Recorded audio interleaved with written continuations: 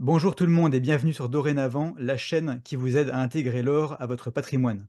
Quelle place pourriez-vous accorder à l'or dans votre patrimoine? Pour tenter de répondre à cette question aujourd'hui, j'ai le plaisir et le privilège de recevoir Arnaud Fonrouge. Bonjour Arnaud. Bonjour. Tu es entrepreneur, investisseur et trader. Tu es également coach financier. Tu aides les gens que tu accompagnes à comprendre leur patrimoine et à le gérer. Il t'arrive aussi de donner des conférences et tu publies une newsletter sur l'investissement depuis des années. Pour les plus curieux d'entre vous, les détails sont en description de cette vidéo. Avant de répondre à la question que vous vous posez tous, quels sont les facteurs de décision qui vous permettront de déterminer la part de l'or dans votre patrimoine, on va commencer par le début. Pourquoi est-ce qu'il nous faut de l'or? Arnaud. Bah, l'or, c'est une très, très vaste question, c'est une super question. L'or, c'est une classe d'actifs à part entière. Donc, la question, quand on arrive à soit un certain seuil de patrimoine, soit qu'on a des objectifs financiers particuliers, nous amène à nous intéresser à toutes les classes d'actifs. Mhm. Et je le citerai un petit peu plus tard, mais dans les classes d'actifs, il y a bien sûr l'immobilier, il y a les actions, il y a les obligations, il y a le cash, hein, l'argent liquide, qui est une classe d'actifs à part entière, et puis il y a aussi les métaux précieux, les matières premières, les Ouais. cryptos, et l'or, en fait, c'est une classe d'actifs à part entière, et il vient remplir cette fonction d'exposition déjà aux matières premières, parce que l'or est aussi une matière première Mhm. très, très, très utilisée, quoi. Il y a aussi cette notion de valeur refuge. Et puis, il y a plein de fonctions. Toutes les classes d'actifs, en fait, remplissent chacune plein de fonctions dans un patrimoine. Et l'or, il en remplit plein lui-même. Et j'imagine que tu traites ces sujets-là dans tes vidéos. Oui, on va quand même donner quelques exemples pour les spectateurs qui découvrent aujourd'hui. Est-ce que tu peux donner quelques exemples d'utilisation de rôle de l'or et quelques exemples de rôle du cash, par exemple? Mm.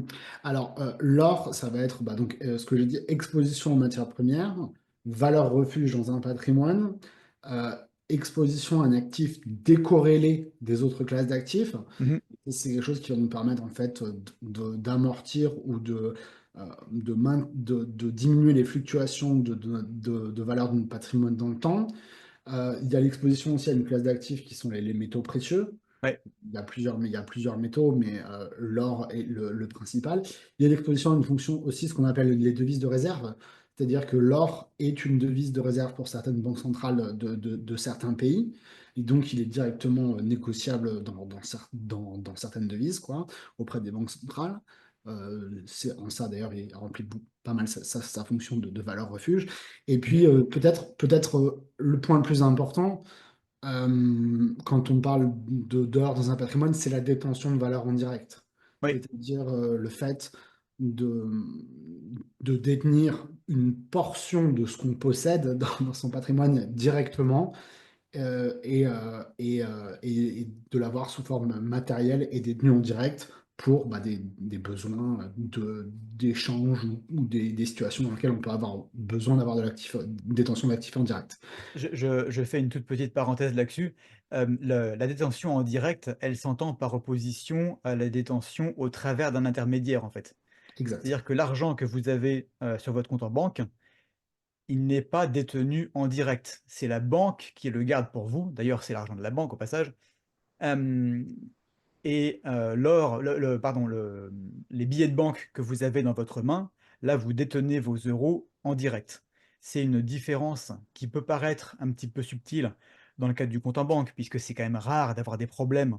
Mais il y a des pays où ça a déjà été le cas et ne pas le prendre en considération serait, très imprudent au-delà d'un certain niveau de patrimoine. C'est très vrai, et j'ai habité dans de nombreux pays, et notamment dans des pays où la culture de l'or est très très importante. Je pense notamment au Mexique. J'ai été pendant longtemps au Mexique, et il y a beaucoup de mines d'or, et l'or est présent dans la culture depuis les Mayas et les Aztèques. Et en fait, Et en fait, il y a cette notion de détenir cette valeur directement et d'avoir une certaine protection contre les gouvernements, contre les saisines, contre la perte de valeur de sa monnaie, contre les fluctuations de telle ou telle autre classe d'actifs. Et c'est intéressant parce que nous, en France, on ne l'a pas spécialement, parce que ça fait peut-être 70 ans qu'on vit en paix, mais que ce soit nos anciens, nos ancêtres, et beaucoup de pays dans le monde ont toujours cette notion de détention de valeur en direct, et l'or, pour le coup, il remplit vraiment cette fonction-là. Et pour élargir un tout petit peu le débat, on va donner un autre exemple, c'est l'exemple de l'argent, des euros, du cash. Alors bien sûr, ça sert à aller payer ses courses, à la boulangerie, par exemple, mais ça sert pas qu'à ça. À quoi est-ce que tu peux donner 4 ou 5 autres exemples d'utilisation du cash? Oui, il y a la détention de valeur en direct, donc ça c'est ça qu'on a dit Mmh. auparavant pour l'or. Il y a la saisie d'opportunités, le fait qu'on a du cash, ça nous permet de saisir des Oui, opportunités, c'est, soit d'achat, soit exemple, d'investissement quand elles se présentent. si on trouve de l'or pas cher, Voilà. il faut avoir du cash pour pouvoir l'acheter. Mm. Tiens, d'ailleurs, ça lève une notion très, très, très importante. Enfin, si tu veux, on peut en parler. C'est cette notion aussi de fractionnabilité. L'or, Oui, il remplit cette fonction-là dans la détention de valeur en direct. Il n'y a pas que le fait de le détenir, il y a aussi le fait de le détenir et qu'il soit liquide. oui, je précise, tu me dis si j'ai bien compris. Avoir un appartement, par exemple, c'est de la détention de valeur en direct, puisque l'appartement, il est vraiment à nous. C'est un bien locatif, sous réserve que le non, j'allais dire sous réserve que le crédit soit remboursé, mais même pas, puisque le titre de propriété est à notre nom. Mais, cette valeur, elle n'est pas fractionnable. C'est-à-dire que vous pouvez très difficilement, dire: «Bah, je veux en vendre un tout petit morceau». Alors qu'avec l'or, si on fait attention, eh bien, on peut tout à fait, fractionner à sa guise la revente. Ouais. Et c'est pour ça que d'ailleurs c'est valable pour l'or, mais aussi pour d'autres classes d'actifs. Ça vaut le coup des fois de payer plus cher, Oui, à payer un petit peu plus cher pour que ça soit plus disponible et plus direct et plus liquide. ça, on en a déjà parlé à de nombreuses reprises sur la chaîne. Effectivement, le lingot d'or d'1 kilo reviendra très certainement moins cher que, 1000 fois 1 gramme. Beaucoup, beaucoup, beaucoup moins cher pour le coup, parce qu'un gramme, c'est vraiment très cher. Mais, même sans aller parler de fractionner 1 kilo en 1000 grammes, c'est peut-être sympa d'avoir plusieurs tailles de conditionnement d'or différentes, quelques-unes grosses si on a beaucoup de moyens, mais aussi des petites, et les plus petites doivent correspondre à la plus petite dépense qu'on envisage avec cette détention de valeur en direct. En sachant que l'or peut faire un fois 10 Oui, pendant les périodes de crise. C'est-à-dire que c'est pas la plus petite valeur d'aujourd'hui, c'est la plus petite valeur extrapolée en période de crise. oui, tout à fait. C'est une bonne remarque parce qu'on a tendance à se dire, par exemple, pour une pièce d'or, un 20 francs or, un Napoléon, bon, bah, voilà, c'est quelques centaines d'euros, mais on n'est pas à l'abri de la voir dépasser 1 000 € un jour, assez facilement. Ouais, et là, il faut un acheteur en face. Et pour finir sur cette première partie de la vidéo, à savoir pourquoi est-ce qu'on a besoin d'or? On s'adresse, aujourd'hui sur YouTube à beaucoup de gens qui, bah, n'ont pas d'or dans leur patrimoine. Parce que, c'est pas parce qu'ils veulent pas particulièrement, c'est parce que c'est quelque chose de relativement, rare et inhabituel. Ces gens-là, hem, à quoi est-ce qu'ils s'exposent, par exemple? De ne pas avoir d'or? Oui, ne pas si moi demain, dans mon patrimoine, je n'ai pas d'or, qu'est-ce que je risque? Après tout, pourquoi est-ce qu'on s'embête autant? Ah, l'or, il vient remplir cette fonction de protection, de valeur refuge. C'est-à-dire que, alors quand on parle de valeur refuge, on parle d'une valeur qui monte ou qui conserve sa valeur quand tout va mal, en fait. Quand les Ouais. autres valeurs vont soit baissent, soit des fois même tombent à zéro ou tendent vers zéro, quoi. Et en fait, les gens qui n'ont pas d'or dans le patrimoine s'exposent directement aux fluctuations des autres classes d'actifs qu'ils possèdent. l'or dans un patrimoine, donc là, on l'inclut vraiment dans un Ouais. patrimoine, l'or dans un patrimoine, de par la valeur refuge qui représente, va donner un rôle de tampon sur la valeur de notre patrimoine, qui fait que quand beaucoup de classes d'actifs qu'on possède, les actions immobilières ou peu importe, vont baisser, l'or montant par un système de corrélation négative, c'est Mhm. par le fait que ce soit une valeur refuge. D'ailleurs, certaines devises, comme le dollar ou le franc suisse ou la couronne norvégienne, par exemple, font aussi office de valeur refuge. C'est-à-dire que leur valeur va monter quand l'économie enfin, quand toutes les actions ou les classes d'actifs vont baisser. Et donc, à ce moment-là, bah, l'or, il va venir servir d'amortisseur pour la valeur globale de notre patrimoine. Et d'ailleurs, c'est une des raisons, c'est un des points euh, qui me fait déterminer moi la portion d'or dans mon patrimoine, enfin pour moi et puis pour Mhm. mes coachés, c'est de combien je veux que la poche d'or que je possède vienne amortir la baisse de mon patrimoine en cas de krach boursier, baisse de Ouais. l'immobilier ou baisse de la monnaie, quoi, de la valeur de la monnaie. C'est effectivement un des moyens de le calculer et on y reviendra un petit peu plus tard dans la vidéo. Les Américains, j'habitais longtemps aux États-Unis, c'est un peu là-bas aussi que j'ai pris la fièvre de l'or, hein, parce que j'habitais en Californie, à Sacramento, là où il y a eu le ruée vers l'or et tout ça, où ces sentiments, même s'ils ont 200 ans, 300 ans, ils sont quand même encore Ouais. très, très, très, très présents dans l'inconscient collectif, on va dire, sur la place de Sacramento, la place de la ville, quoi, l'équivalent de la Mhm. place principale. Il y a une rivière qui coule avec des trucs d'orpailleurs, quoi, et Ouais. où les touristes enfin, viennent chercher de l'or, quoi. Donc c'est intéressant. Euh, et euh, du coup, les Américains ils utilisent cette notion de buffer, de pare-choc Ouais. en français, et ils disent l'or, il sert de buffer dans un patrimoine, c'est-à-dire qu'il vient amortir les chocs potentiels que le patrimoine peut subir. Ça, c'est très intéressant et ça conclura d'ailleurs la première partie. L'or, c'est peut-être j'en ai peut-être pas assez parlé comme ça sur ma chaîne jusqu'à maintenant, mais l'or ne s'entend, ne s'apprécie que comme part d'un patrimoine et pas comme pièce isolée. C'est vraiment une pièce d'un puzzle et ça suppose, si on a une pièce, ça suppose aussi d'avoir les autres. Elle vient jouer ce rôle de tampon pour protéger les autres, voire les optimiser. C'est ce qu'on va voir, dans la suite et aussi dans d'autres vidéos qu'on enregistrera plus tard. Mais voilà, vraiment très, très, important. Ce n'est qu'une pièce d'un puzzle et ça suppose d'avoir quelque chose à protéger.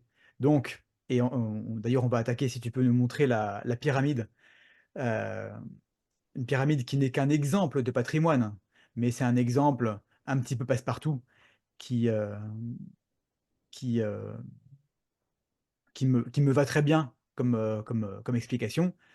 L'or vient comme clé de voûte tout en haut et si tu peux nous mettre l'image à l'écran? Oui, bien sûr.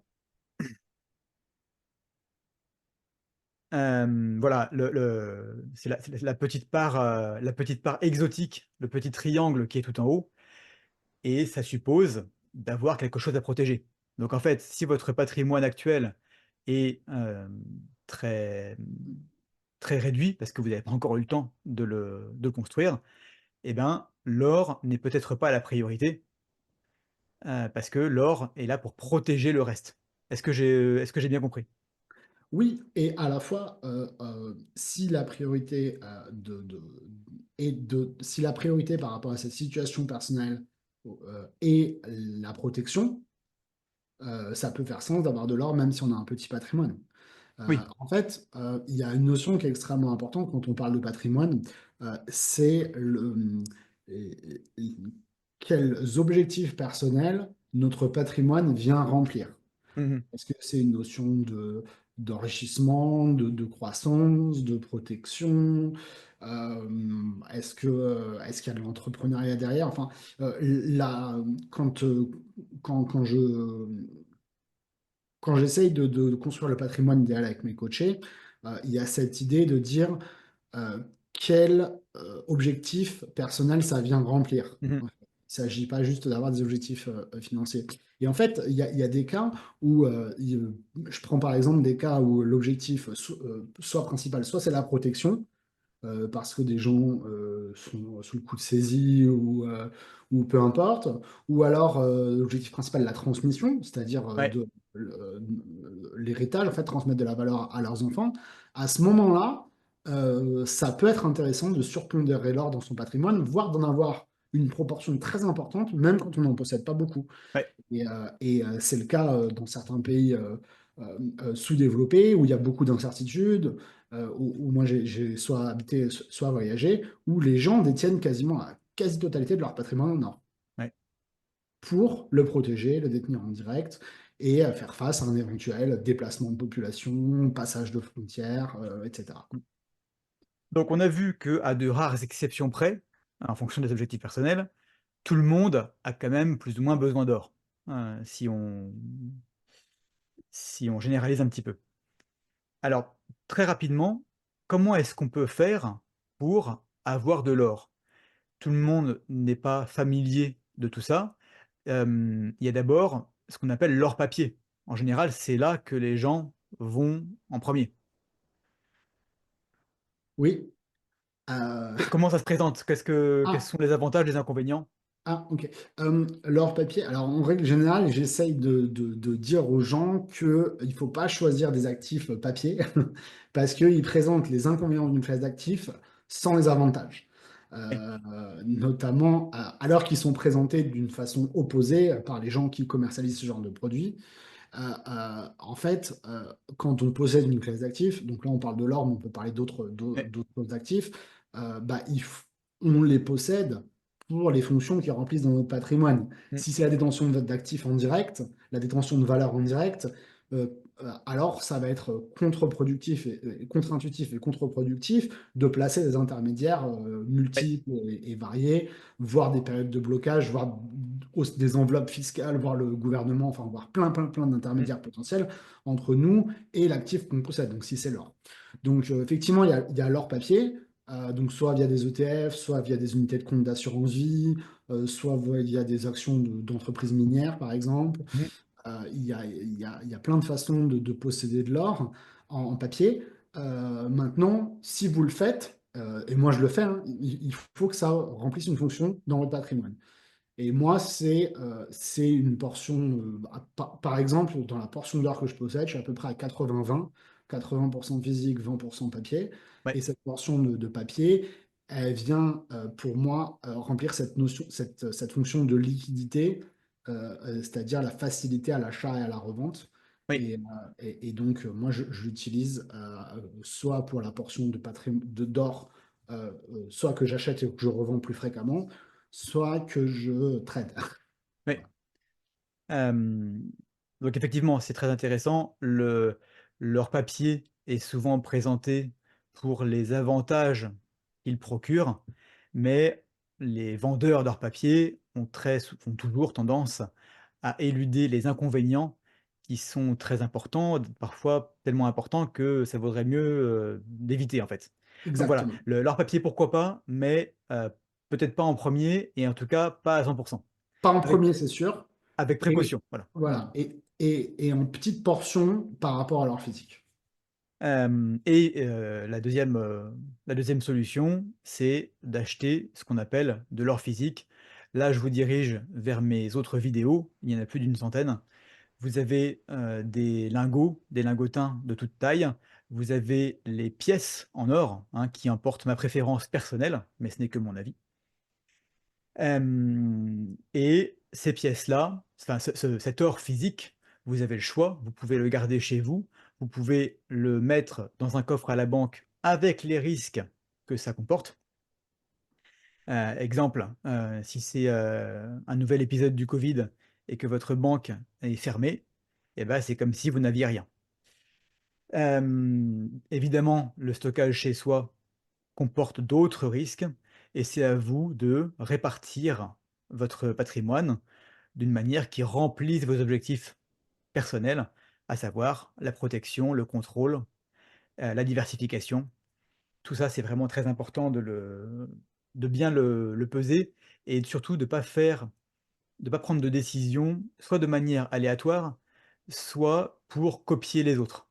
Copier les autres, ben, il faudrait vraiment du bol pour que les objectifs de votre voisin soient les mêmes que les vôtres.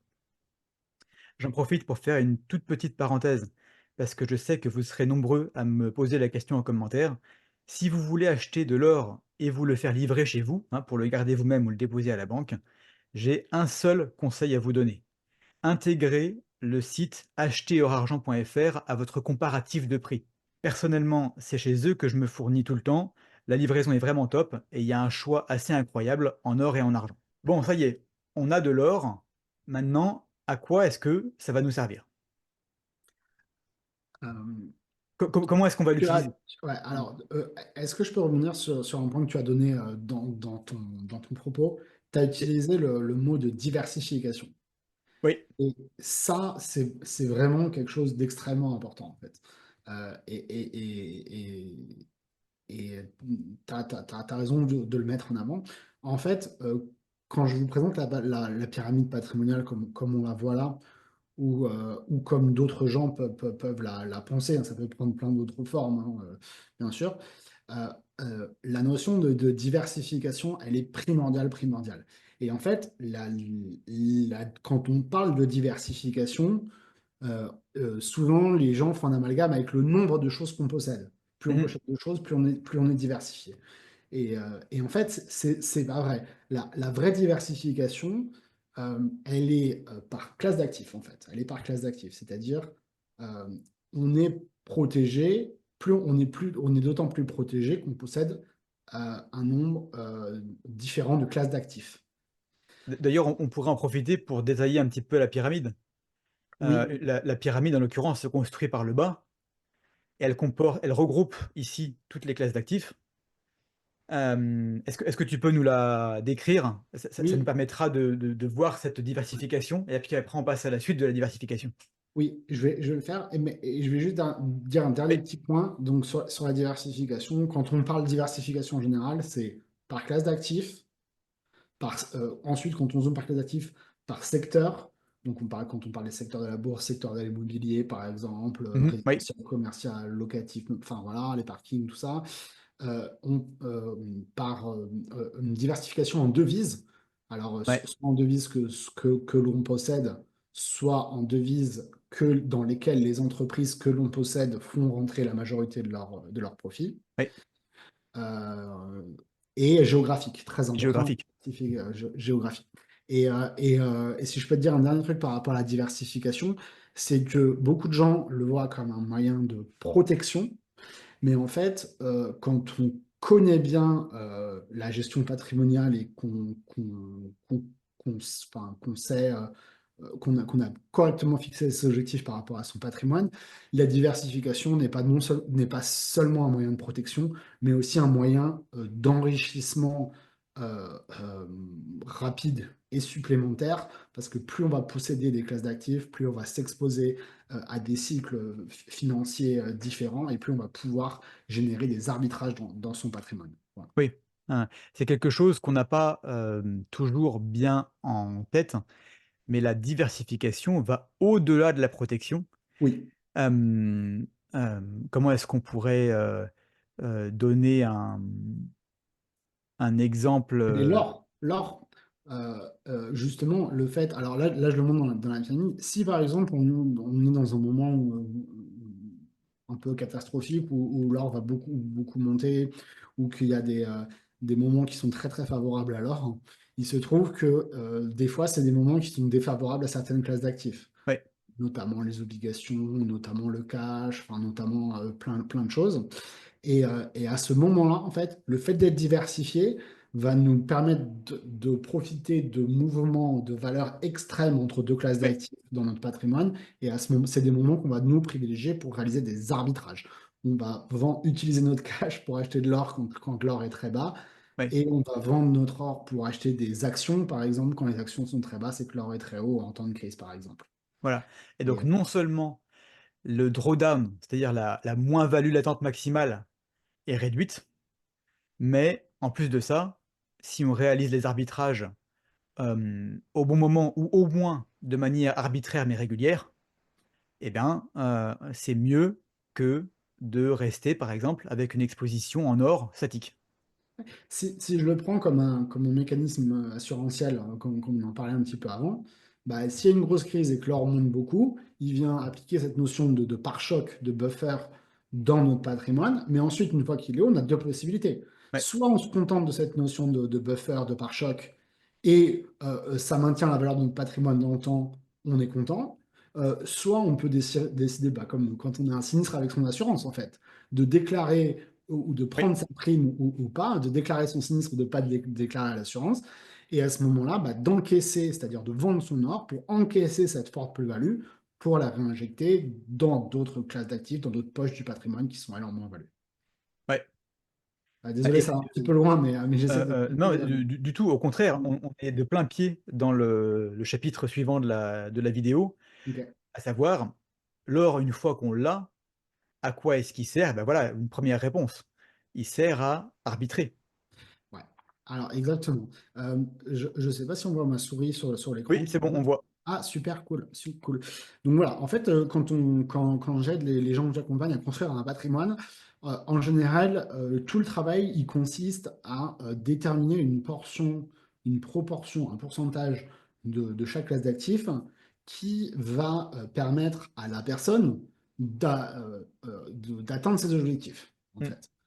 Donc ça doit correspondre bah, à sa situation familiale, à son mode de vie, à ses objectifs, à où est-ce qu'il veut aller, au type de performance qu'il veut atteindre.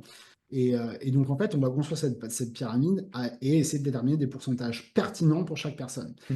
Et donc, déjà, la première des choses, c'est de la construire de bas en haut. En fait, si on construit son patrimoine de bas en haut, bah, non seulement, en fait, on construit entre guillemets, des fondations solides, mais l'importance et la façon dont on a construit les couches inférieures viennent nourrir la pertinence et la facilité de construction des couches supérieures. Mmh. D'accord? C'est-à-dire que bon, bah déjà, quand on a sa maison, on amortit, on accumule du capital et on est exposé à une classe d'actifs qu'on détient en direct, bah, l'immobilier et qui remplit aussi plein d'autres fonctions, notamment le fait de nous loger, c'est ce qui est non Oui. négligeable. Et puis ensuite, derrière, quand on constitue du cash, on peut faire plein de choses. Et ce cash, quand on constitue des poches de cash, ce cash, il va servir à investir dans les différentes classes d'actifs, et notamment dans l'or, Oui. qui est tout en haut et qui peut représenter une portion plus ou moins importante. Et ce qu'il faut comprendre, c'est que tant qu'on est dans l'immobilier et dans le cash, on ne voit pas trop de fluctuations dans son patrimoine et dans les classes d'actifs. Par contre, quand on commence à s'exposer à des classes d'actifs dites volatiles, entre Oui. guillemets, c'est-à-dire bah, qui vont avoir des périodes de hausse et de baisse successives, hein, qui vont tout simplement suivre les cycles économiques et financiers, ben à ce moment-là, on va avoir des fluctuations dans les classes d'actifs qu'on possède. Et là, bah, l'or, euh, c'est un super outil parce que bah, il a des cycles qui sont plutôt longs, qui sont plutôt lisibles et qui sont plutôt décorrélés des autres classes d'actifs. Mmh. Et donc en fait, bah, quand on va commencer à utiliser son cash pour acheter de l'or, et bien, bah, quand l'or va monter, il va mécaniquement de facto représenter une poche de plus en plus importante de notre patrimoine. Donc là, j'ai pris un exemple de 10%, mais si par exemple on avait 10% au départ et que l'or monte beaucoup, il va représenter 15, 16, 17, 18, jusqu'à 20% peut-être. Ouais. Et, euh, et à ce moment-là, bah, il va venir ça va venir déséquilibrer notre pyramide et là, on va se mettre potentiellement à vendre de l'or pour pouvoir faire ruisseler, et c'est pour ça que c'est qu'il est en haut de la pyramide, Oui. faire ruisseler cet argent-là vers d'autres investissements. Voilà.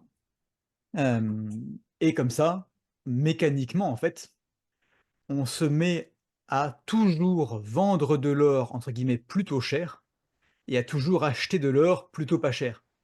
Et ce, sans avoir aucune notion particulière de, ce qu'on appelle l'analyse technique.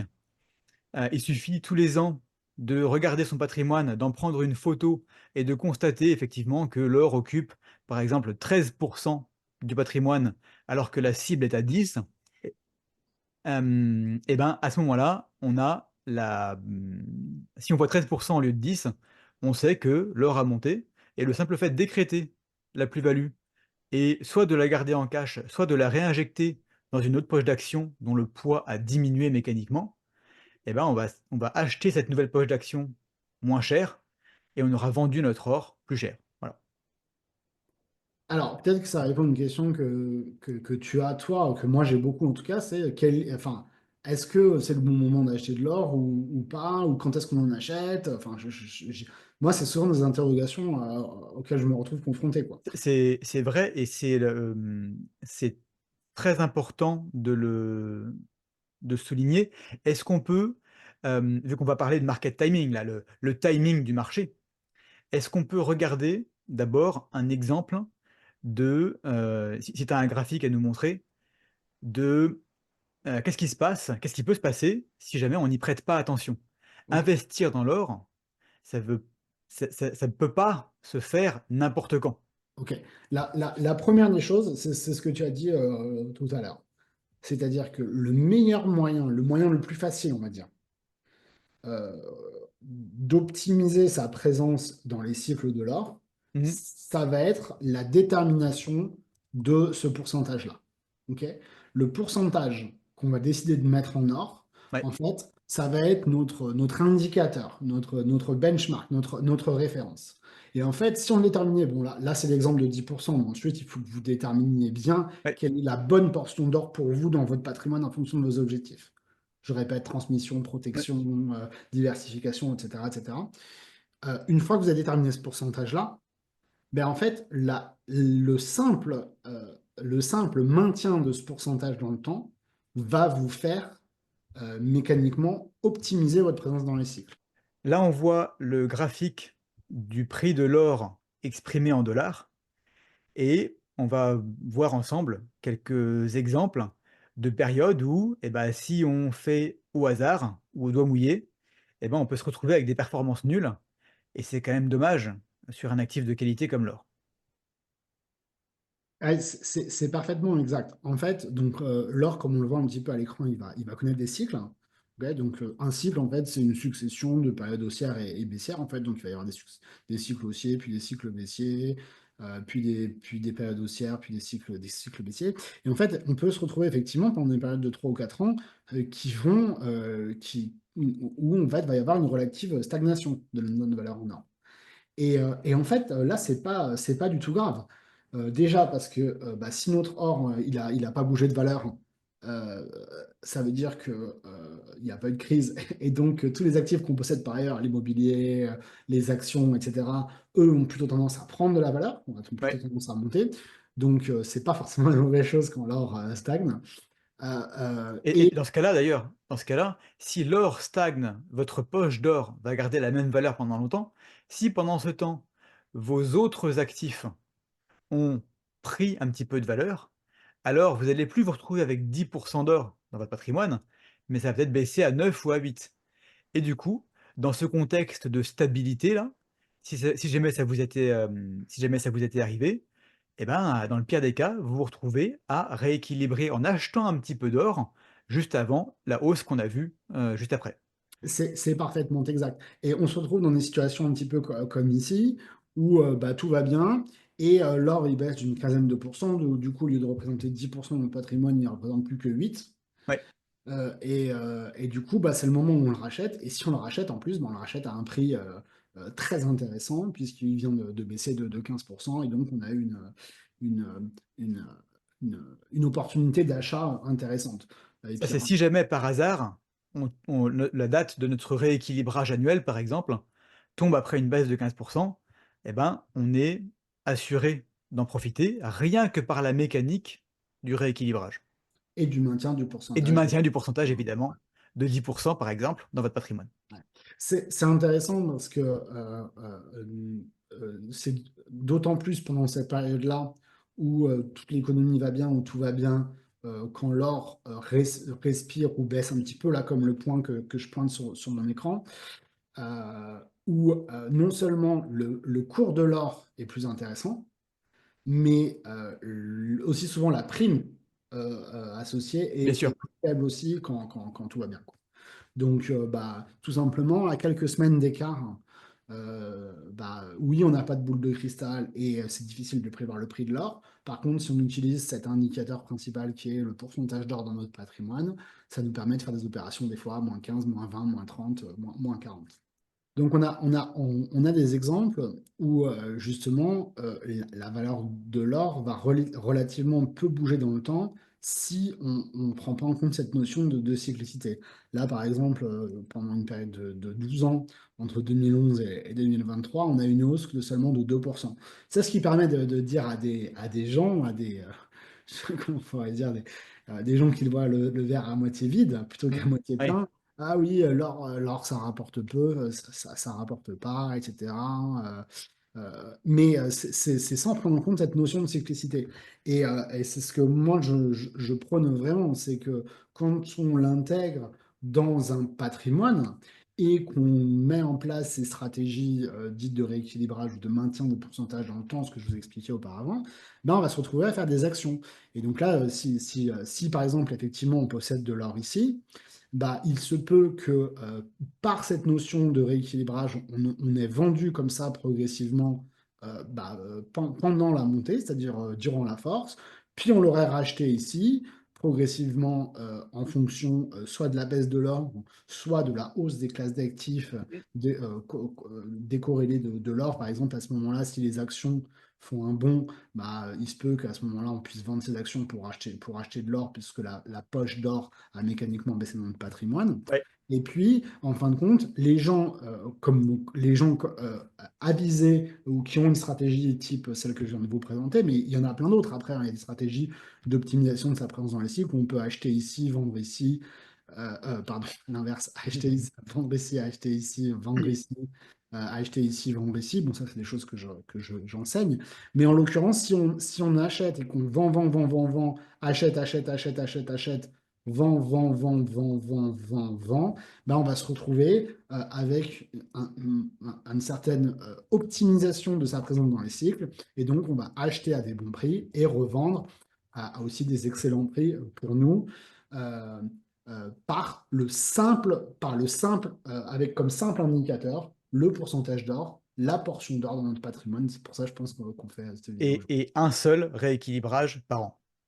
Voilà. Alors, la fréquence de rééquilibrage dépend des gens et des objectifs des gens et de la taille du patrimoine des gens, mais un par an, c'est raisonnable. Donc c'est potentiellement suffisant et on se rend compte que cette stratégie, elle a le mérite d'être extrêmement simple Ouais, et elle apporte des résultats qui sont bien meilleurs que l'achat et on touche plus à rien. exactement. Un autre point important dans le market timing, il y a des moments dans la vie de l'or où, entre guillemets, heu et je pas un conseil d'investissement, hein, bien sûr, vous faites votre propre opinion, mais j'aurais tendance à dire: «C'est jamais une erreur d'acheter de l'or quand il se passe ça». Est-ce que Arnaud, tu peux nous donner quelques exemples de ces moments un petit peu particuliers où, en général, bah, c'est une bonne idée d'acheter? Oui, bien sûr. Alors pour ça, moi je suis un adepte, alors c'est mon métier, hein, mais je suis un adepte de ce qu'on appelle l'analyse technique. Et l'analyse technique, c'est ce qu'on oppose un petit peu généralement à l'analyse fondamentale, c'est l'analyse des graphiques, l'analyse des courbes et des différentes classes d'actifs. L'idée de l'analyse technique, c'est d'analyser le prix des actifs, ou ce qu'on appelle le price action en anglais, le prix des actifs, et d'essayer d'en tirer des conclusions, voire des prévisions sur les mouvements à venir. Et donc, en fait, quand on se forme et quand on commence à avoir des bonnes notions en analyse technique, on commence à pouvoir lire les graphes et à essayer d'en tirer des conclusions. Et en fait, ça nous permet d'identifier. Alors là, on parle plein de choses, mais là, en l'occurrence, on va parler, on parle des potentiels points d'entrée dans l'or, c'est ça? Oui, c'est ça. Oui, Mmh. c'est intéressant parce que la stratégie que je vous ai présentée avant est d'autant plus efficiente et efficace qu'on est rentré initialement au bon moment. Oui, bien sûr. Euh, euh, euh, donc, euh, Donc, en fait, la façon la plus logique d'acheter de l'or à bon prix, c'est après une correction, après une baisse. Ça, c'est Mm, vraiment la meilleure chose. Quand l'or a beaucoup baissé, si c'est un actif en lequel on croit et qui remplit une vraie fonction de notre patrimoine, alors à ce moment-là, c'est une opportunité géniale pour nous. mm. Donc, on peut identifier, on peut se fixer des cibles, hein, pour nous, je ne sais pas quelles sont les tiennes. Moi, j'identifie par exemple des -20, -30, -40%, là. Par exemple, comme ici. Alors ici, avec -15, mais dans des périodes un petit peu plus qui représentent des baisses de l'or plus conséquentes, comme ici, entre un haut et des bas, on peut se retrouver avec du -30, hop là, du -40, ok, voire un Ouais, petit peu plus. Donc ça, c'est un bon moment après une période de forte baisse. ouais. Et là, on peut se dire, dans ces stratégies, moi, si ça baisse de 30 ou de 40, j'achète. Mm. OK. Et puis ensuite, on peut utiliser d'autres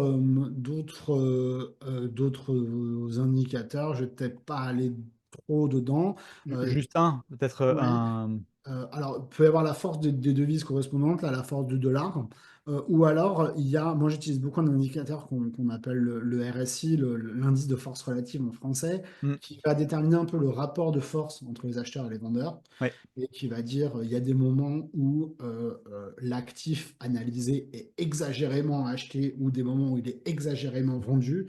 Et souvent, les moments où il est exagérément vendu, où on est dans des zones de peur panique ou de forte pression vendeuse de ce qu'on appelle les investisseurs institutionnels, ceux qui achètent de l'or, donc en grande quantité. Donc là, on parle souvent des États, hein, la plupart du temps, c'est ouais, c'est les États ou les banques centrales ou les gros fonds d'investissement ou de traders. Et donc à ce moment-là, en fait, cet indice, comme le RSI, il va avoir des valeurs très très faibles. Je ne vais pas rentrer dans le fonctionnement, mais il va avoir des valeurs très très faibles comme ici.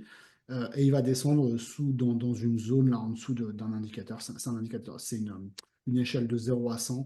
Et on dit qu'en général, quand il passe en dessous de 20, de 30 ou de 20 ou de 25, on se retrouve avec des zones de ce qu'on appelle de survente ou de peur panique.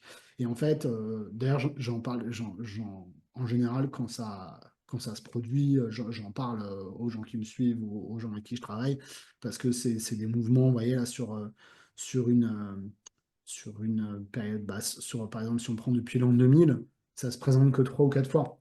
ouais. Et à chaque fois, ça correspond à des zones d'achat ou de points bas très, très intéressants sur l'or. Donc ça peut être un moyen aussi euh, où on peut, quand on achète, si on achète, alors il ne faut pas le faire avec toutes les classes d'actifs, mais l'or en général, c'est-à-dire un actif auquel on croit, dont on a besoin de patrimoine et on croit sur le long terme, ça peut être pertinent de l'acheter dans ces zones-là. Et puis je vous le donne en mille, hein. Probablement que si on utilise la règle de maintien de pourcentage dans le temps et qu'on était à 10 en haut, là on est probablement à 6. Et quand l'événement de survente se produit, Ouais. et on a un prix intéressant, et en plus ça vient remplir notre fonction de rééquilibrage et de maintien de notre proportion patrimoniale dans le temps. Et donc en général, c'est dans ce moment-là qu'on fait les meilleures opérations. Oui, et si on veut des opportunités un petit peu plus fréquentes, on se rend compte que même avec un RSI de, 35, ça pointe des points qui sont intéressants quand même.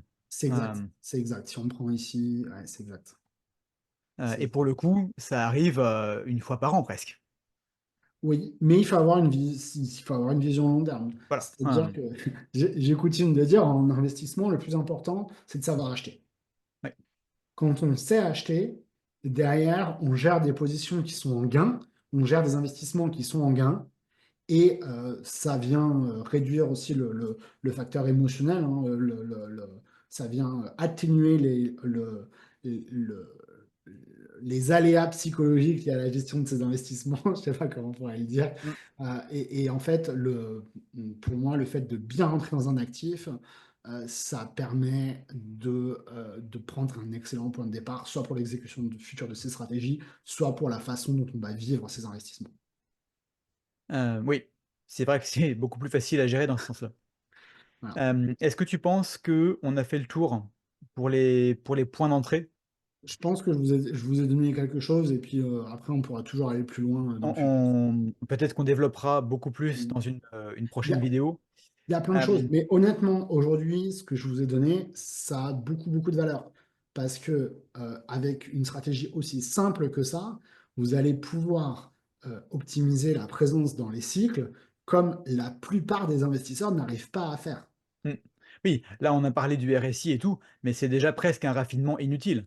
Oui, Le simple rééquilibrage annuel vous suffit à faire mieux que, 90 des gens. ouais, et que 90% des fonds aussi. Ouais, oui et mieux que beaucoup de fonds, également. C'est très bien et ben, maintenant on va passer à la partie, qui va répondre à la question initiale. Quelle devrait être, quelle pourrait être, puisque c'est votre choix à vous, hein, la part de l'or dans votre, patrimoine? Ça peut être zéro. Il y a beaucoup de gens qui nous écoutent qui n'ont pas d'or et c'est pas grave, hein, on a tous commencé là. Mm. Il existe des gens, quelque part dans le monde, qui ont 100 de leur patrimoine en or. Alors, en ce qui vous concerne personnellement, on peut, sans trop de risque de se tromper, dire que la bonne réponse, elle est entre ces 2 extrêmes, entre 0 et 100. Comment est-ce qu'on peut donner des exemples de gens à 0, des exemples de gens à 100 et des valeurs communes avec les situations auxquelles elles semblent le mieux se raccorder? Mm. Euh, euh, alors, j'ai envie de dire que plus on a progressé dans sa pyramide, est-ce que je peux repasser sur la Bien sûr, pyramide? oui, oui, vas-y. Mmh. Plus on a, on la voit bien, Oui, ouais. Plus on a progressé dans sa pyramide, plus avoir de l'or devient pertinent. oui, Ok, ça, c'est la première chose. Euh, si on n'a pas de toit sur la tête, j'ai marqué résidence, achat ou location, si on n'a pas de toit sur la tête, il oui, est peut-être préférable de prioriser ça par rapport à l'achat d'or. oui, Ensuite, si on n'a pas la deuxième couche de la pyramide, c'est-à-dire de l'épargne de précaution, du cash, des liquidités, oui. ça va être dur d'acheter de l'or puisqu'on n'a pas d'économie. Et si Donc, jamais on sacrifie l'épargne de précaution pour acheter de l'or, on se met dans une position extrêmement inconfortable où on pourrait devoir vendre l'or au pire moment pour un besoin de la vie quotidienne. c'est parfaitement exact.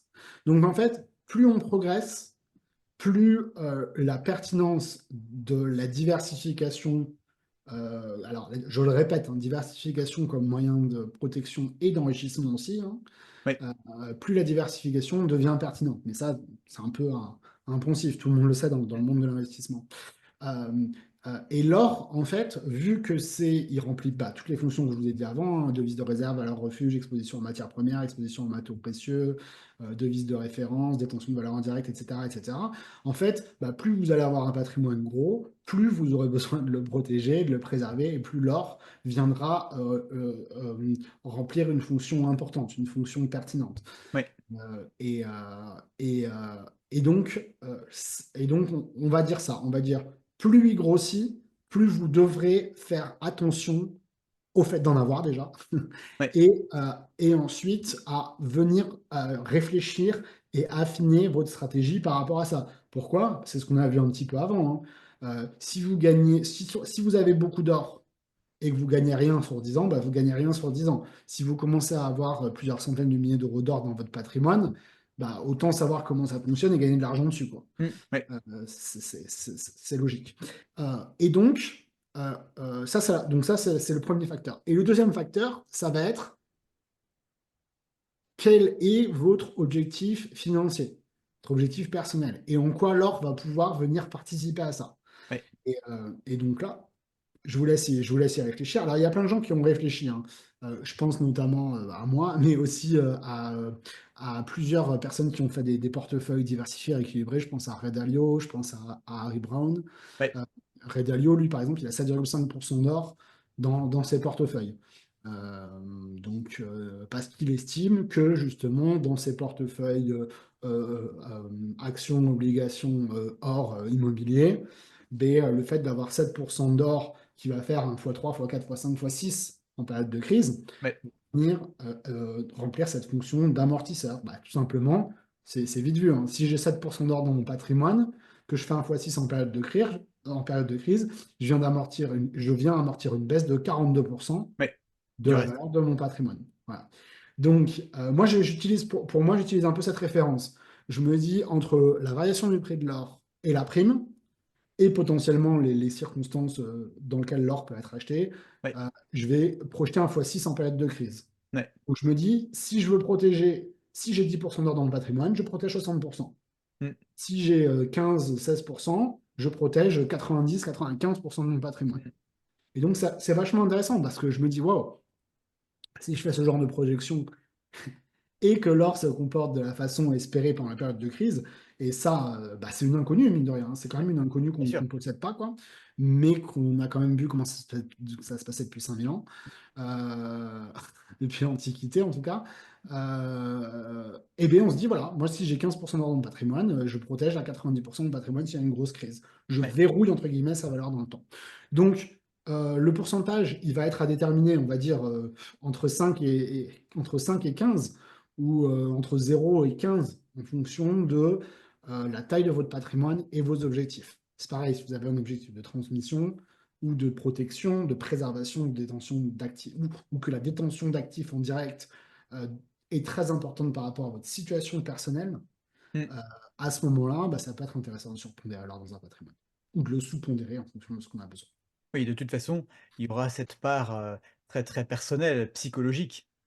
Le rapport que vous avez à la détention de valeur, le rapport que vous avez aux risques liés aux intermédiaires. Tout ça, ça va venir se rajouter en plus des entre guillemets «des calculs un petit peu froids» qu'on a présentés et ça va peut-être vous conduire à surpondérer ou à sous-pondérer la part de l'or dans votre patrimoine, mais à la louche. On peut peut-être affirmer qu'entre, 5 et 10, 7,5 pourquoi pas, on n'est pas en train de faire une énorme bêtise. Est-ce qu'on peut le tourner comme ça? Oui, et que en fonction de la taille de son patrimoine, on vient remplir des fonctions différentes. Donc, Oui, bah, je m'expose à cette valeur refuge, mais aussi à des matières premières. Je m'expose à une matière première avec une demande. D'ailleurs, c'est intéressant de dire ça parce que quand il y a une période de crise qui survient, l'or, il va se comporter comme une valeur refuge, il va beaucoup monter, mais il va aussi se comporter comme une matière première. C'est-à-dire que dans un premier temps, il va baisser, oui. avec tout le reste. Et à ce moment-là, il y a beaucoup de gens, des investisseurs qui disent, ah mince, il y a toujours ce narratif en disant, ah, l'or ne sert à rien.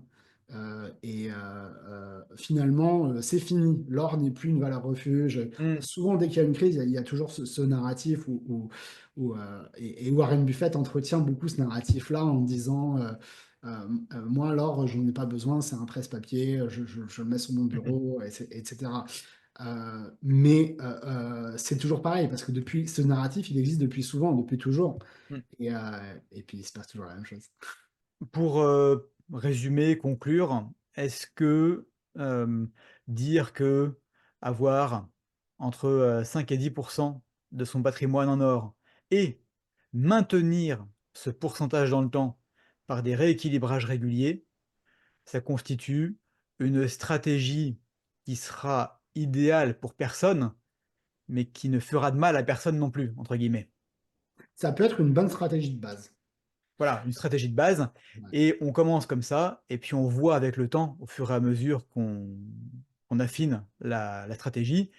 Elle a pour moi un avantage qui est, énorme, bien même si bien sûr le market timing, le le moment de l'achat reste important, eh bien, vous allez, grâce à cette stratégie, minimiser minimiser grandement les conséquences d'une entrée qui serait pas optimale. Si vous achetez de l'or entre guillemets «cher» la première fois, eh ben, vous allez pas en acheter beaucoup et vous allez commencer les rééquilibrages et entre guillemets, ça vous forcera à attendre pour en acheter davantage et ça vous entraînera, ça vous encouragera à attendre la prochaine baisse pour rééquilibrer et vous faites ça une fois par an et vous finirez par avoir une position qui va vraiment, vraiment tamponner, équilibrer, consolider votre patrimoine et voilà. Oui, ça c'est vraiment, je suis très d'accord avec toi. Plus on commence bas, plus la stratégie est rentable dans le temps. Et ensuite, plus on augmente son niveau de connaissance, plus on peut venir affiner sa présence dans les cycles et augmenter la rentabilité d'une stratégie comme ça.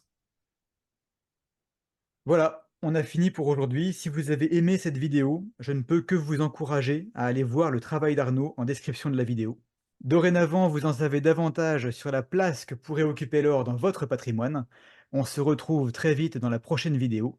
En attendant, soyez prudents dans vos investissements, mais sans oublier de rester curieux.